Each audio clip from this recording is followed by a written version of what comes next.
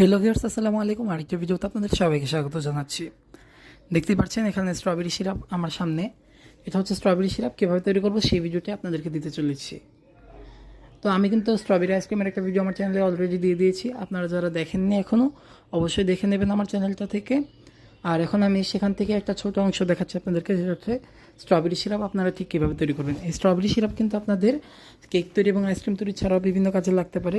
যে কোনো ধরনের ডেজার্ট তৈরিতে আপনারা এই স্ট্রবেরি সিরাপটা ইউজ করতে পারেন। এর জন্য আপনারা প্রথমেই দিয়ে দেবেন একটি কড়াইয়ের মধ্যে কিছুটা পরিমাণ চিনি। আমি এখানে 2 টেবিল চামচ পরিমাণ চিনি দিয়েছি এবং দিয়েছি কিছুটা পরিমাণ পানি। এরপর আমি গ্রেট করে রাখা স্ট্রবেরি দিয়ে দিয়েছি এখানে এবং এটাকে ভালোভাবে নাড়াচাড়া করে ঢাকা দিয়ে দেব। এই স্ট্রবেরি সিরাপটা মেনলি স্ট্রবেরি এবং চিনির একটা মিশ্রণ। এই সিরাপটা কালার এবং সেন্টের জন্যই মেনলি ব্যবহার করা হয়। দেখতে পাচ্ছেন এটা কিন্তু আমি ঢাকা তুলে নিয়েছি এবং এটা ভালোভাবে সিদ্ধ হয়ে গেছে। এখন আপনাদের প্রয়োজন অনুসারে এটাকে ভালোভাবে ঘন করে নেবেন, আপনাদের প্রয়োজনীয় থিকনেস নিয়ে। আমার এতটুকুই প্রয়োজন, তাই আমি এভাবেই ঘন করেছি এটাকে। দেখতে পাচ্ছেন ঠিক কীরকম হয়েছে। আপনারা কিন্তু আপনাদের প্রয়োজন অনুসারে ঘন করে নেবেন। ভিডিওটি ভালো লাগলে কি লাইক করবেন এবং চ্যানেলটি সাবস্ক্রাইব করবেন নতুন হলে।